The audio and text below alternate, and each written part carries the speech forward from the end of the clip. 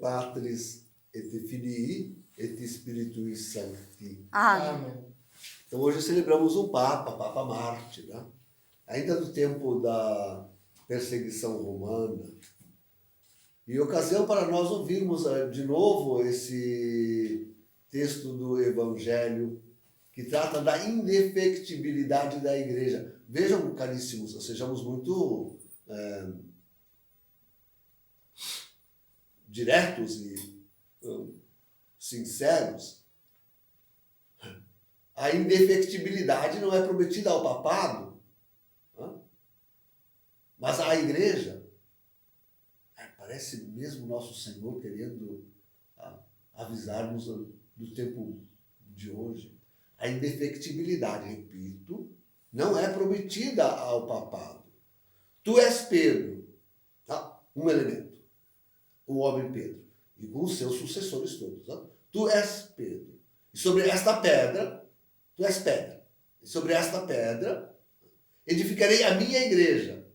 E as portas do... Segundo elemento, a minha igreja. E as portas do inferno não prevalecerão contra ela, a igreja.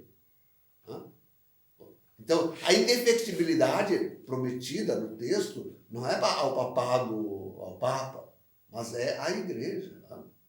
Aliás, no outro texto diz o apóstolo, de Jesus ao apóstolo, tu depois de convertido,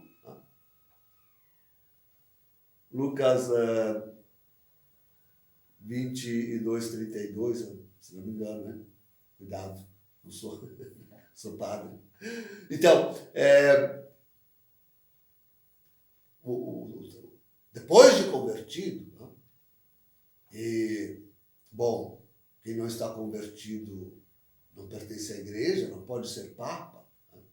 Esse mergulho, eu não sei nem como ficou padre, já alguém disse alguém lá da Argentina, de Buenos Aires, disse que esse homem não devia ter ficado sequer padre.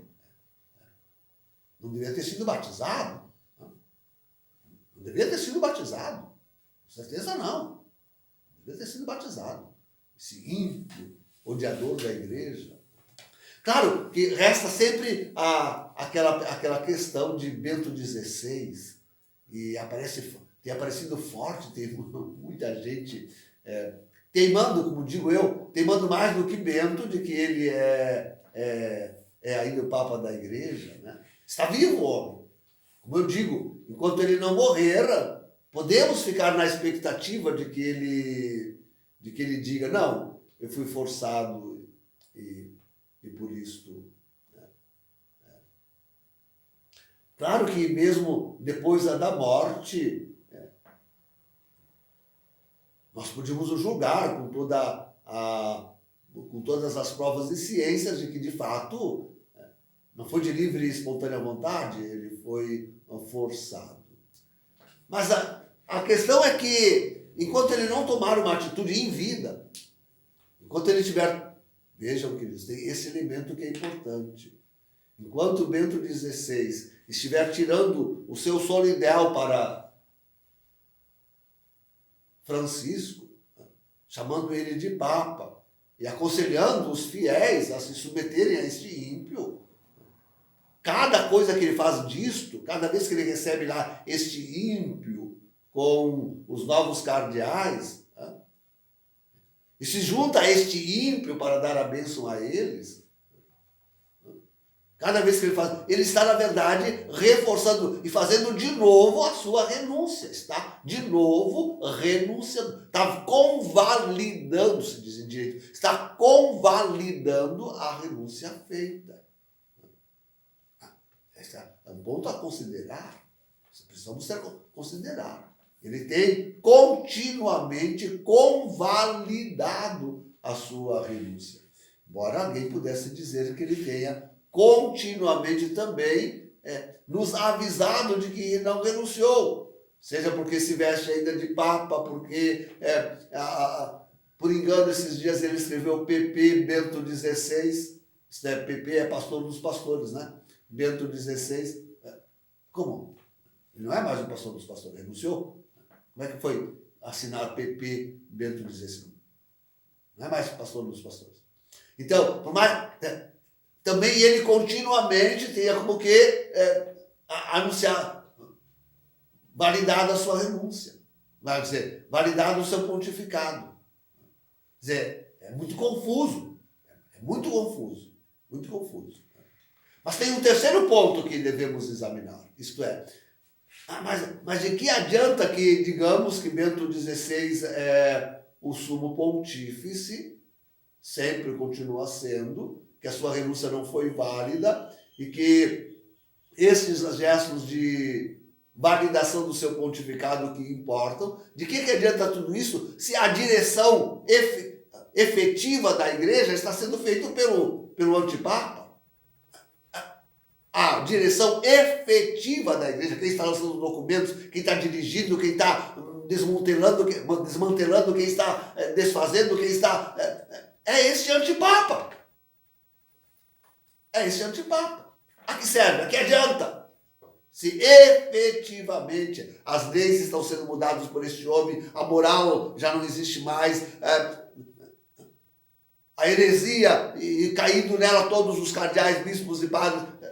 Então, de que adianta? De que adianta? Quer dizer, eficazmente não produz nada. O que adiantou ele produzir aquele documento, aquela última carta sobre os abusos na igreja? Se a disciplina sobre tudo isto vem da contra-igreja, vem do antipapa e dos seus asseclas, né? O que adianta? O que adianta? Então, o que nós temos que nos firmar é nisto. E por isso que eu acho tão importante, olha, queridos, não podemos ser ditos sede-vacantistas. Também porque nós estamos com o juízo suspenso a respeito de Bento XVI e da sua renúncia. Estamos com o juízo suspenso. Dizemos tudo isso e estamos com o juízo suspenso.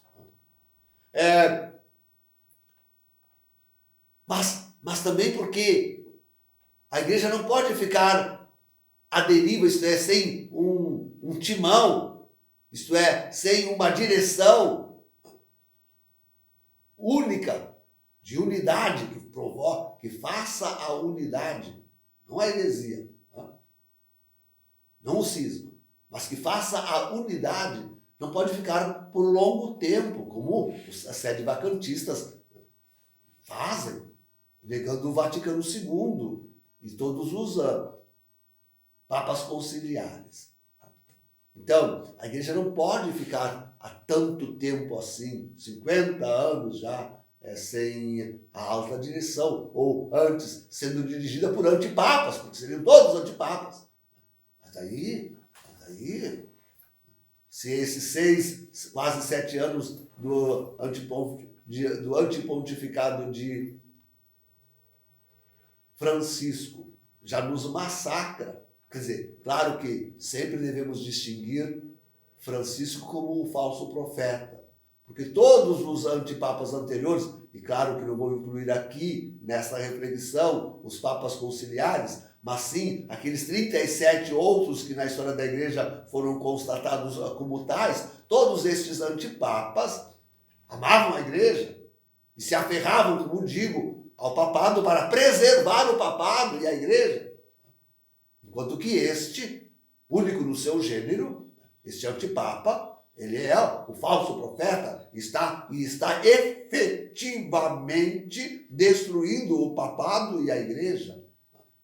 É toda uma outra história, toda uma outra conversa. Ele é o falso profeta de Apocalipse 13, 11 e seguintes. Então, é toda outra coisa.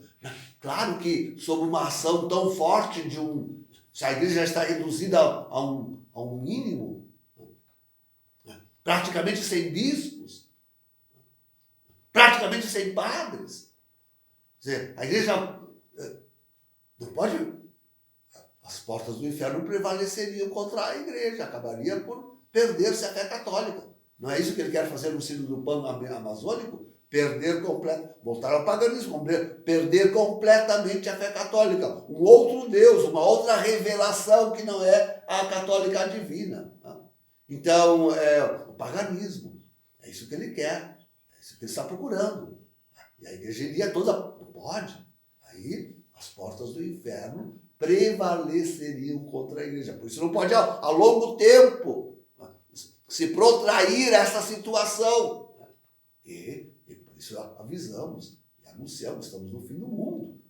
Jesus deve voltar em breve para sanar. Só Ele poderá curar a igreja desta ferida, desta chaga mortal com a qual ela foi atingida.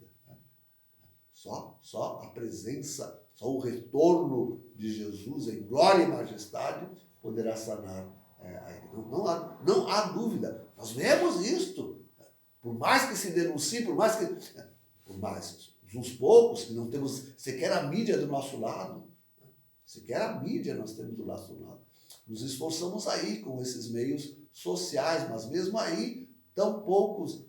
Qualquer padre que diga qualquer outra coisa, qualquer bobagem, é mais ouvido do que nós. Então, não pode a igreja permanecer muito tempo nessa situação. O Senhor tem que voltar. Só Ele poderá realmente sanar a igreja. Mas as portas do inferno não prevalecerão contra ela. Porque nós estamos guardando a fé católica.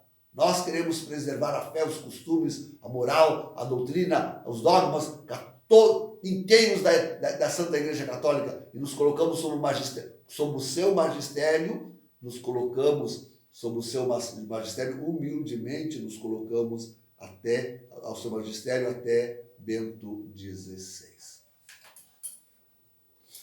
Em nome do Pai, do Filho e do Espírito Santo. Amém. Amém.